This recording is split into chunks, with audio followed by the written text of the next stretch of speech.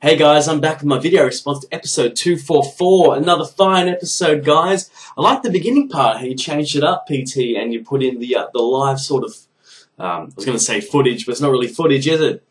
The live recording, sound recording, but and that was pretty cool to hear you and Pipes talking about that. And I saw the picture of Pipes playing that big guitar. That was a cracker. But yeah, it sounded like you guys had a lot of fun, but as you were saying, you know, when you can't pull into someone's driveway and do a U-turn because they might pull out a gun, dude, that's scary. And in Australia, that would be even more scary because guns are illegal, period. You know, like, so, yeah, I'd absolutely crap myself if that happened. But it all comes with the territory, I guess. So, PT, it's probably high time that you got yourself a shotgun. But anyway, guys, so here's to celebrate the episode. Nothing like kangaroo nuts. Cheers. Today we're drinking, I think it's Oettinger. This was $8 for a six-pack. I couldn't say no. Maybe it's out of date. I don't know, but still tastes pretty good. So anyway, let's talk about the episode. The Bristol trip was cool. Seems pretty cool. And Pappy felt like he was a little bit left out there. It's a damn shame. But anyway, let's get into the meat and potatoes of this, the Guitar Museum. So guys, when I die, because I'm a millionaire, as you can see from my massive house here, my whole one room, but I'll give you all my money. You've got it, my whole 50 cents. But that sounds like a pretty cool idea. Now, God forbid that someone dies, that's fan of the bliss, but hopefully you guys run into a whole lot of money so you can start it, because I can just see this happening. I think it's a phenomenal idea. And like Pappy said, have it next to a guitar shop. But what I'm thinking is, yes, have a guitar museum. Always have changing exhibits. I think that's pretty important. Because like Pappy was saying, you can't just go up to a place and go, yep, been there. 10 years later, yep, I've been there. It's exactly the same. Exactly the same. So who cares anymore? That's what the attitude is going to be. But if you always have changing exhibits like live rigs, eras of guitars. I like the flop things. Signature guitars. I'm not a big fan of signature guitars. I mean, they're nice to look at and see what people get. But it's kind of like, yep, cool, seen that, and you move on. Because that's a guitar that's very personal to someone. That's their signature guitar. But, you know, you'd like to see those type of exhibits go through, not so much like what you're saying, PT. I'd prefer it if it was more focused on the instruments rather than the players of the instruments. I mean, you know, if you want to know about players, especially players of the past, the main guys that are always in Guitar World, you just buy a magazine of Guitar World and read about the same people they put on there every time. But no, I think it's a really cool idea. Now, what I'm thinking is not just the museum, not just connected to a guitar shop. Oh no, bring in the idea of the guitar players lounge, club, exclusive, whatever it is. The place for that you guys had the idea before. The Guitar Players Association. I can't remember what it's called, but you know what I'm talking about. Bring that in as well, so you got like a bar and you know, a nice establishment for guitar players. Now they can go in and yeah, have a couple of jam rooms. Not just that though. Not just that. Have a couple of motel rooms upstairs, and so that people can come in. And they can stay there the night. Then they've got time to go hang out at the museum. They've got time to hang out at the bar, go to the music store, and do all these things at once. Because I tell you what, that it may be a small niche market, but there are a lot of guitar players out there that I think would be loving that idea, loving it. Because you know, you go out to places and you don't even... There's nothing music related a lot of the times when you go out on your trips and that sort of thing, unless you specifically, you know, target that sort of thing. So I think, yes, incorporate it all into one and have this huge, huge guitar-related empire. You know, and, of course, have Six String Bliss headquarters there, small recording studio. I mean, because you've got all these different things, they can sort of bounce off each other, you know, if you're making money and that sort of thing. So, you know, one part's a bit slow, maybe the other part, or, you know, keep up with that, you know, and you still have some type of influx of money coming in. Like, this is a genuine idea. I think you guys should do it. I'd do it. I don't have any money. And I don't think it would really take off here in Australia that much. But anyway, so that's a really, really cool idea.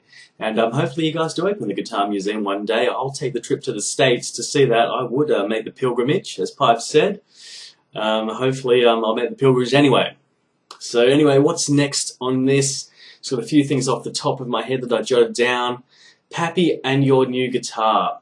I know exactly what you mean, Pappy. Sometimes you have your mind set on a certain guitar. And one thing, a good example for me, although it didn't really turn out that way, I always wanted a Ovation Celebrity Deluxe, the black one that's got like the sort of, I guess, Indian feathers and the various sound holes on the top and bottom of the bouts. And I always wanted one of those. I played them a few times. They feel like electrics, and you know, it's really unique. I look a little bit ridiculous with one because the bodies are so big and I'm a little guy. However, I just love the way it feels, love the way it plays, and I like the sound of the sort of plastic back or whatever it is. I know it's some composite bowl. And they make shallow body guitars, which is really cool for people like, you know, a lot of people out there that came from electric to acoustic. So I really wanted one, and I couldn't afford the actual Ovation Celebrity Deluxe, so I bought an Applause. I don't even know what it was. It was $900, and yeah, it was, you know, it was all right, but it wasn't the same. And a friend of mine actually went out and bought the Celebrity Deluxe. He doesn't really play guitar much, but he likes guitars, you know, and he likes to have a nice guitar to play every now and then when he picks it up. Strum a few nice chords, have it ring out nice. And when he bought it, I figured, well, I don't have to buy it anymore. I just go over to his house and I can borrow whatever I like. So, but I know what you mean. I had my heart set on that. I didn't buy that guitar, and you can probably tell from the guitars you've seen me play on videos and so forth, I don't own my Applause anymore. Because, for one, I wasn't really that happy with it, and two, I had a crack in the bridge, so I got rid of it. But I wasn't 100% happy with the purchase, because I got something that was halfway there. It wasn't quite there. And that makes a massive difference in my mind, and I'm sure in everyone else's as well. If you've got your heart set on something, you've got to get that thing. Now, and maybe go out there and try them, or try all the ladies out. Why not?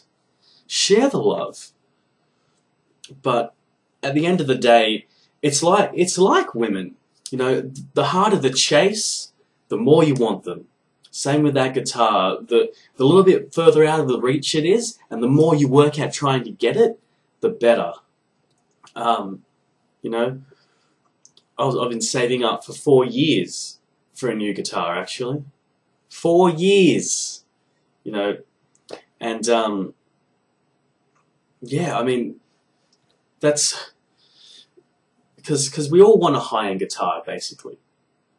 And I've bought that Brown Ibanez I've got in between. Well, I didn't really. I sold my Telecaster so I could buy it. Yes, I sold a Fender so I could buy an Ibanez. I know a lot of people hate me right now. But, yeah, you want what you want, and I agree. Go for the Taylor, Pappy. Go for the one that you want and make it happen. Doesn't matter if it's 2 years from now, 5 years from now. I think you should go exactly for what you want. So anyway, let's get to our friend Bumperlicious D. Now that's quite like, I can't laugh at his name too much because Alfalfa Sprout 69 isn't much better. However, Mr. Bumperlicious, or should I say Mr. D, if you don't like something, don't listen to it. If I don't like McDonald's, I don't buy McDonald's. Simple as that. If I don't like the pizza shop around the corner, I don't get pizza from them. Hell, you know what? I don't like Australian beer. I don't buy Australian beer.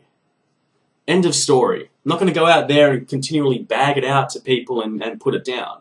Maybe I will, but anyway. But dude, talking about high-end guitars, this episode talks about high-end guitars, and if you want high-end guitars, if your idea of a high-end guitar is paying a lot of money for it, you should move to Sydney, Australia, because you can get any piece of rubbish for a ridiculous amount of price. You can buy Squiers for $1,000 if that makes you think it's a high-end guitar. You know, that helps you sleep at night to say, yes, everyone check it out, $1,000 Squier. You know, I'm better than you. Don't look at me with whatever you've got. This is it. Well, let me tell you something, Bumperlicious D. You haven't played a high-end guitar. You don't know what it's like to play a high-end guitar until you play a custom Benford guitar made to your specifications. Then you've played a high-end guitar. That's what I'm talking about. So, Bumperlicious D, I wish you the very best, but I will stick to listening to Six String Bliss because I think you guys do a phenomenal job. It's absolutely fantastic. And speaking of Gear for Guitar podcasts, I listened to it. I downloaded one of the episodes. It's all right. You know, those guys do a pretty good job. They must have some type of budget, or somehow they get these high-end guitars in there. I listened to sort of half of it and kind of turned it off. Maybe I'll become a Six String Bliss snob. I don't know. But it seems like a pretty good podcast. Although Six String Bliss is always going to be my number one, because I do like the fact, like that other guy said, I can't remember his name, start with a J, with the iTunes review. You know, it's just a couple of guys that just love guitar and just want to talk about it.